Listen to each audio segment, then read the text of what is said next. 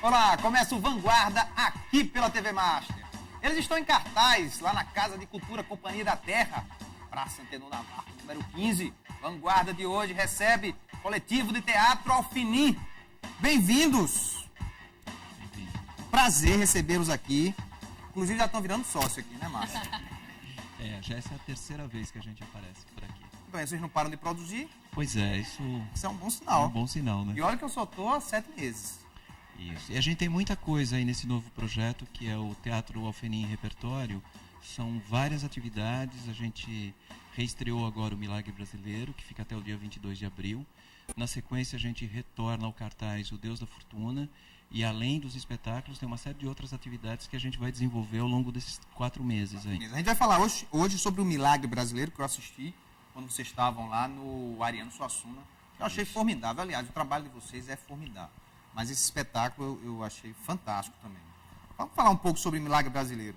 Bom, deixa eu apresentar todo mundo aqui, né? Paula, que é a diretora-presidente do coletivo. Só para falar atriz, diretora e pesquisadora. E morava de São Paulo e veio para João Pessoa. Sim. Morava em São Paulo e agora estou trabalhando na UFPB e mudei para João Pessoa. Maravilha, você fez. A vida é muito melhor aqui, com certeza. Sem dúvida, sem dúvida. Está como professora lá de quê, Paula? De teatro. De teatro? É. Na disciplina específica teatro ou tem... Não, tem várias disciplinas. interpretação 1, 2, 3, maquiagem. Agora estou fazendo a montagem de conclusão do curso desse ano. Da turma, né? É. E está no Milagre Brasileiro também? Estou no Milagre Brasileiro como atriz. Ah, você está como atriz, porque mudou o elenco, né? Mudou, mas eu já estava.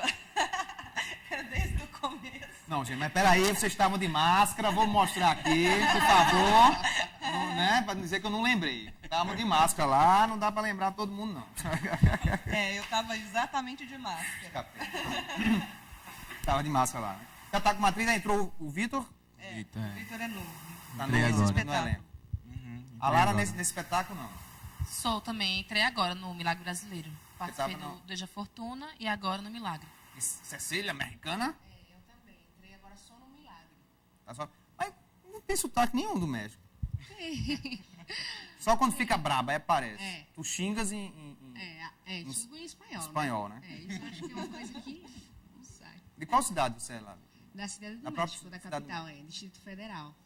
Aí veio pra cá com 14? Com 14, em 2004. Eu tinha 14 anos. O que foi que você veio fazer aqui? Fazer teatro? Meu pai teatro lá na Paraíba? Tu estava lá na cidade do México? Meu pai que veio pra cá. Ele é técnico de saltos ornamentais. Então, eu conheço Fernando seu pai. Retamosa. Caramba, olha só.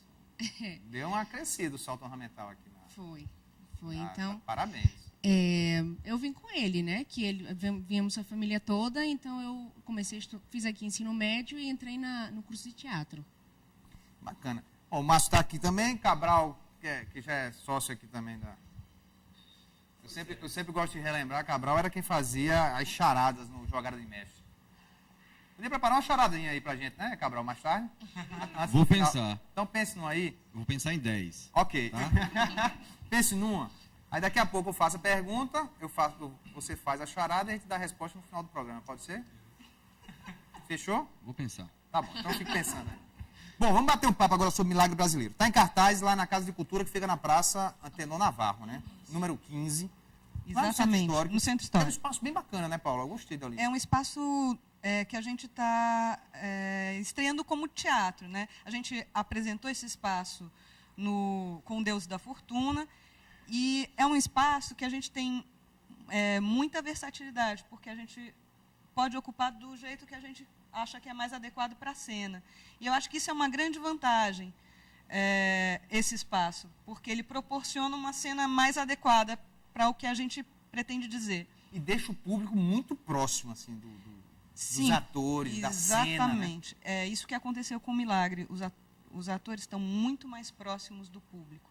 Então, o espetáculo ganhou uma força incrível, o que a gente não pode nem pensar. Porque o que era antes próximo, agora é quase dentro do espetáculo. E olha que o papai está falando com exatamente. o Deus da Fortuna está falando comigo. Fica olhando. Mas você precisa ver o Milagre Brasileiro. Está muito mais próximo, porque tem essa peculiaridade, né, que o ator se dirige diretamente para o público. E aí esse contato realmente é muito direto. Agora vamos falar um pouquinho. O Milagre Brasileiro conta a história de quê? O Milagre Brasileiro fala sobre os desaparecidos políticos. Fala sobre a ditadura militar e faz uma espécie de associação com a peça Antígona do Sófocles, que, na verdade, foi retrabalhada também pelo Brecht, porque a Antígona, como a gente sabe, é aquela irmã que não pôde enterrar o filho, o irmão que não pôde enterrar o irmão, porque por questões legais, porque o Estado proibiu. O tio dela, que era o governador da cidade, não deixou que ela enterrasse o seu irmão. E a gente vê uma semelhança, claro, não precisa nem explicitar, mas porque os desaparecidos, principalmente da guerrilha do Araguaia, não tiveram enterro, não tem nem corpo, não tem nem restos mortais para serem enterrados. Então, foi negado às famílias, o direito de enterrar seus mortos. São duas dores, né? São dores pungentes e uma dor muito pungente da história brasileira, que muitas vezes parece que não aconteceu. As pessoas passam por ela como se não... Vocês têm a impressão disso no estudo? Que realmente parece que passou, se fala assim, mas se fala... Eu acredito que tem muita gente que acha que não aconteceu, que esquece. Na minha época, que eu sou bem dessa época da ditadura militar, muitas pessoas chamavam de Revolução de 64, golpe militar transformado em revolução. Isso é uma forma de omitir a história, né, do que realmente aconteceu. E a guerrilha do Araguaia nem se falava, era uma coisa completamente obscurecida. Me relembra um pouco a guerrilha do Araguaia. A guerrilha do Araguaia houve vários militantes que viajaram para o estado de Goiás, bem no Bico do Papagaio, mais ou menos ali, e eles pensavam em fazer uma revolução armada, no sentido de chamar a população local, agrária, para fazer uma espécie de uma comunidade que fosse realmente comunista, que pudesse realmente dividir as coisas. Eles levaram muito conhecimento, cultura, trabalharam lá durante muito tempo e foi uma coisa meio parecida com, eu vou dar uma parecida, mas a polícia pegou e dizimou, matou, o exército acabou. Que época foi isso? Foi em 74? 74, final da ditadura. Caramba, Tem muitos desaparecidos da guerrilha do Araguaia, porque eles fizeram uma espécie de limpeza diária. Então, a grande parte dos desaparecidos políticos são da guerrilha. Assim. Muitos familiares foram buscar, tentar achar os corpos, e até hoje pouquíssimos foram encontrados.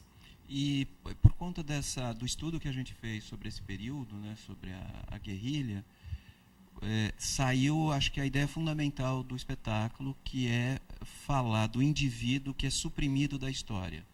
Que acho que é um pouco que nós estamos vivendo, de modo geral, com esse processo de alienação sobre a nossa própria origem, né?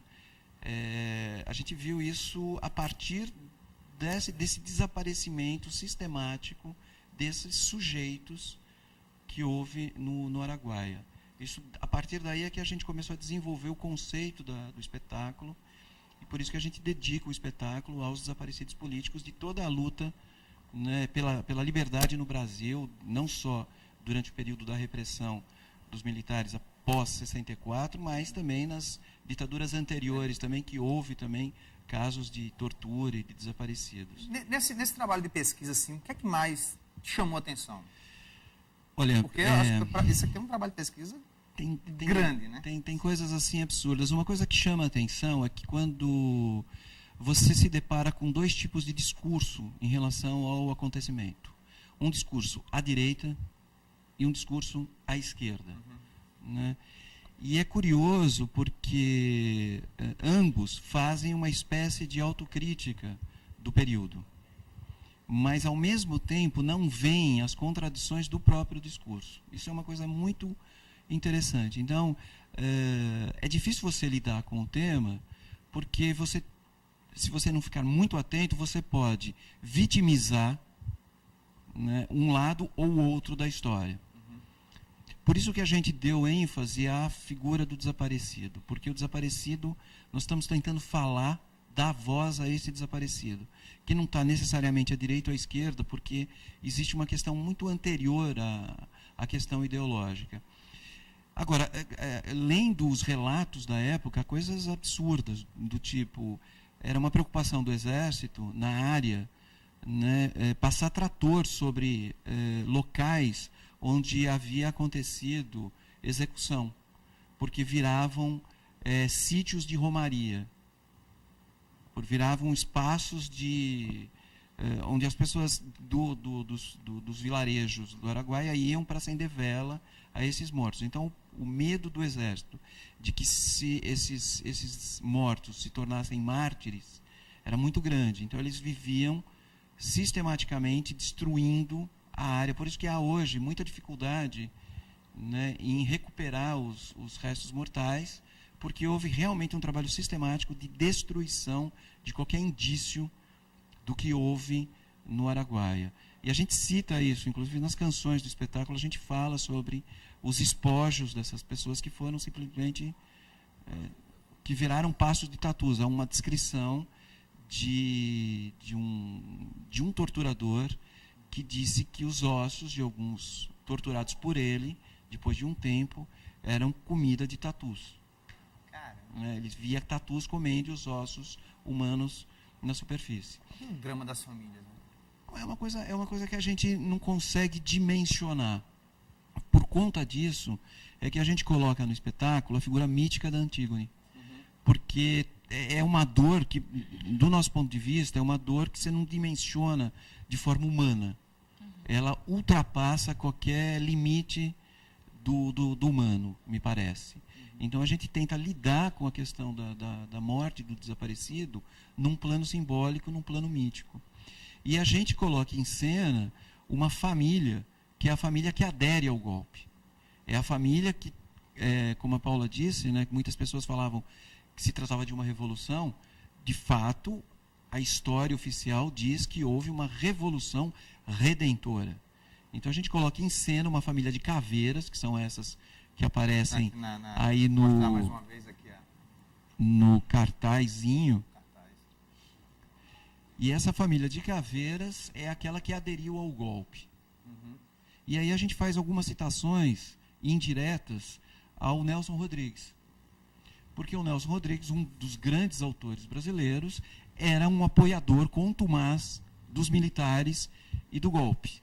E ele teve a infelicidade de ter um filho preso e torturado, a ponto dele escrever uma carta para o Médici pedindo, pelo amor de Deus, para que eles soltassem os filhos das famílias brasileiras. Não sabia dessa história, Márcio. E é muito... essa pesquisa que a gente fez, a gente se deparou com várias coisas surpreendentes, né?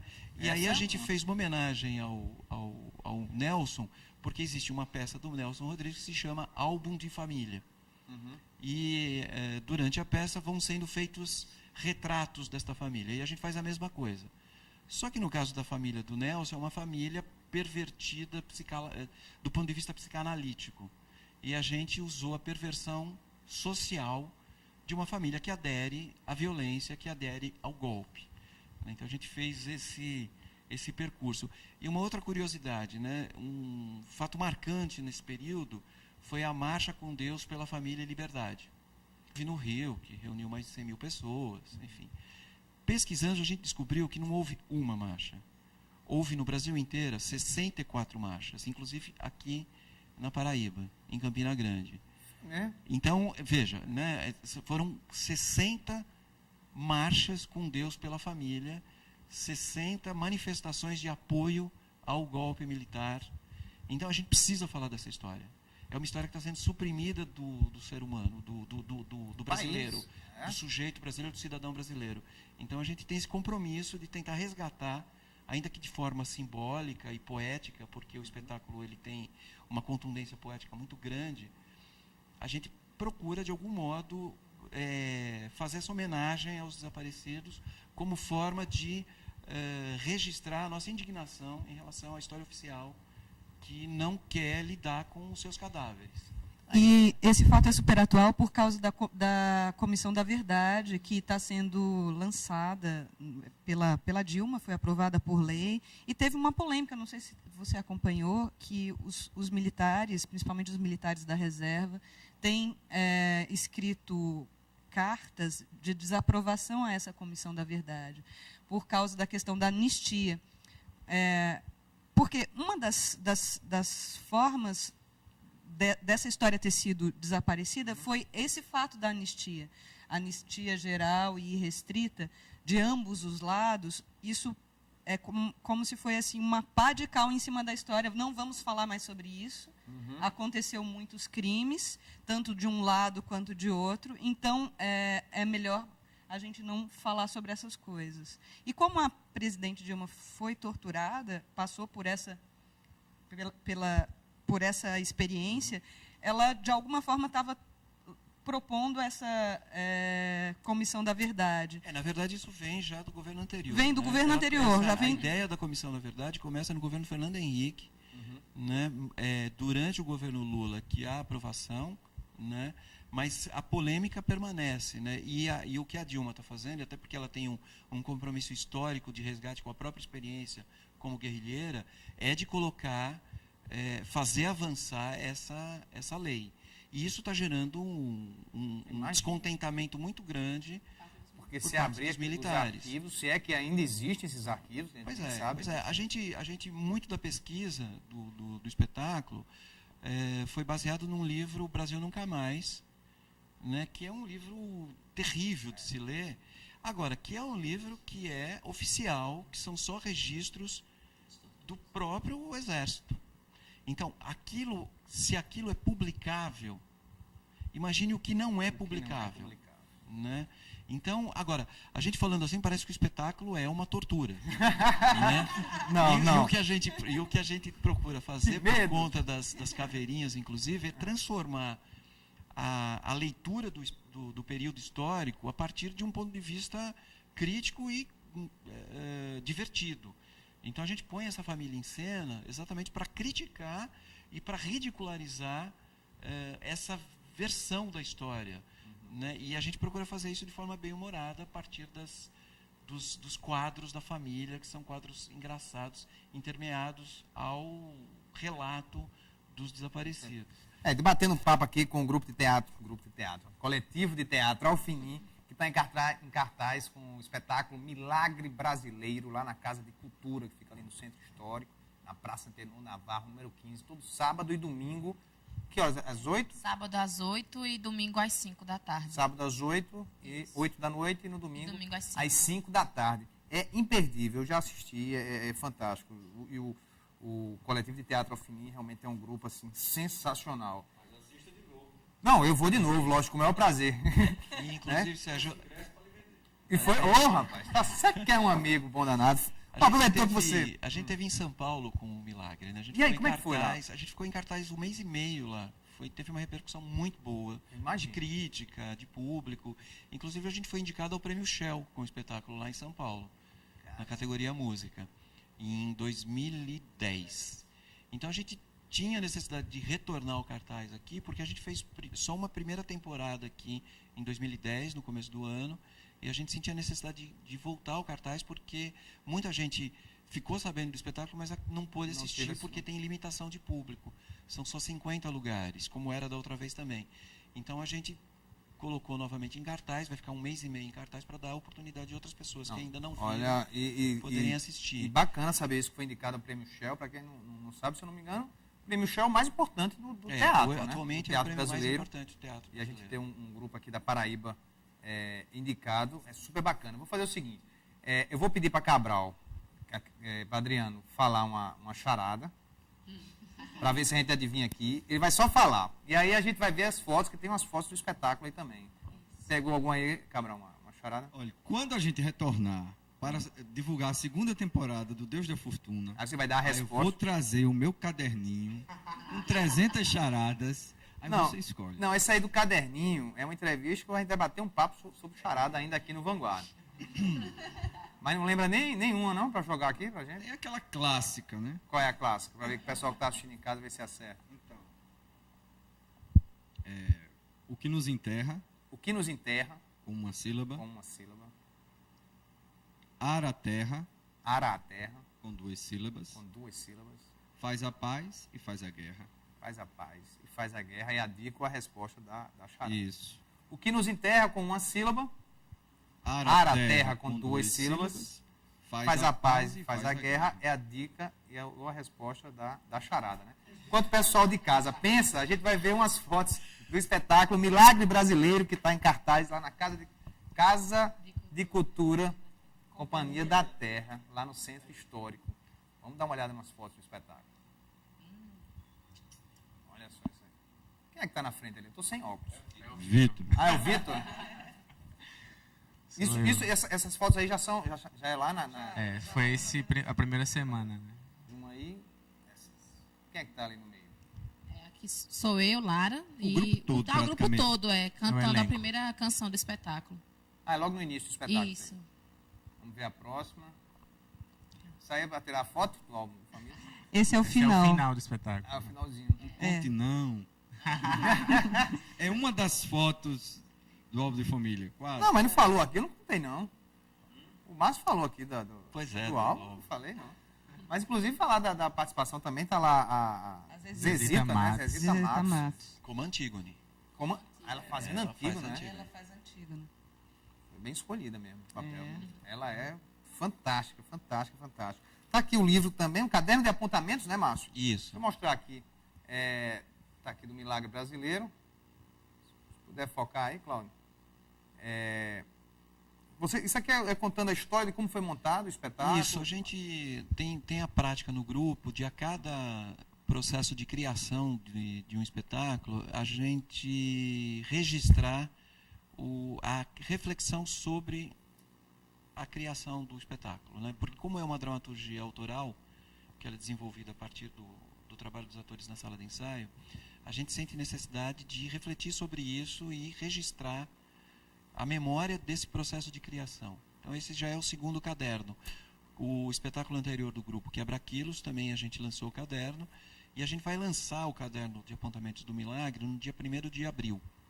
A gente pegou essa data exatamente porque Eu ia dizer, dia né? Fizeram uma... do golpe, embora eles digam que a revolução aconteceu no dia 31 de março, todos sabem que foi no dia 1º de abril, e como ficava desabonador dizer que a revolução aconteceu no dia da mentira, melhor falar de oficialmente a história diz que foi no dia 31 de março, e a gente, como tem um espírito de porco, a gente vai lançar o caderno no dia 1º de abril.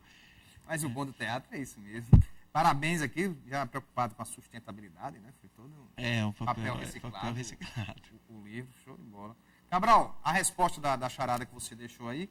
O que nos enterra com uma sílaba, ara a terra com 2 sílabas, faz a paz e faz a guerra.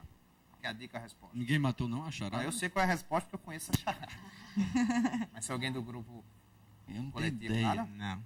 Não, a resposta é palavra. Que nos enterra pá, que nos enterra pá, ara a terra lavra, faz a paz e faz a guerra. Palavra, tá certo. Cecília, que é do México, teve um golpe lá também? Como é que foi no México? Não, no México não teve ditadura. Não teve ditadura militar, mas em 68, mais ou menos, que é mais ou menos um período que aqui também estava revolta, os estudantes lá também protestavam contra o governo e teve uma massacre também nesse ano. Numa praça, os estudantes estavam se manifestando e teve essa massacre. Então foi muito forte também para a história dos mexicanos.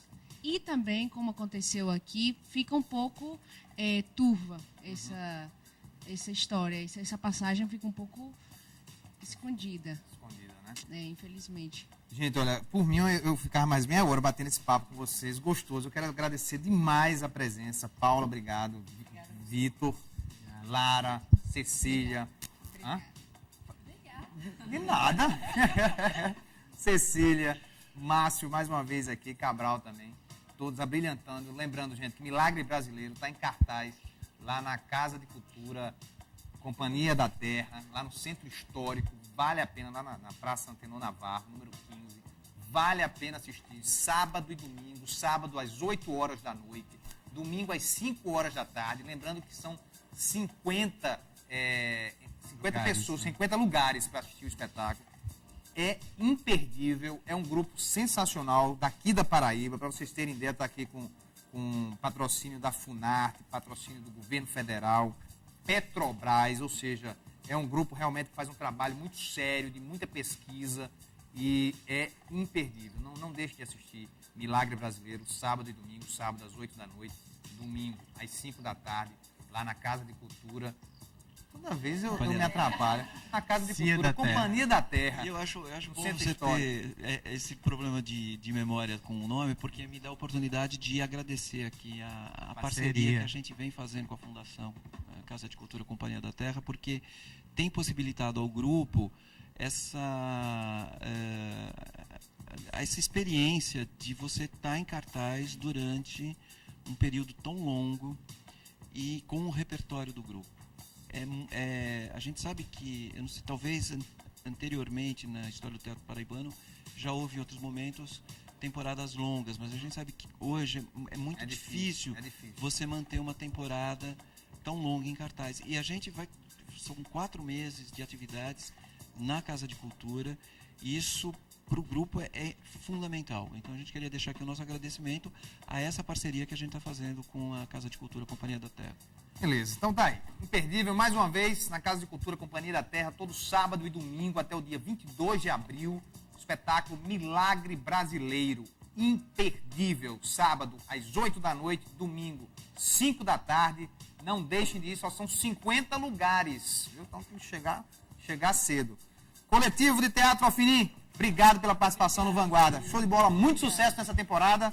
Na próxima já venham aqui, já estão convidados. Vocês são de casa.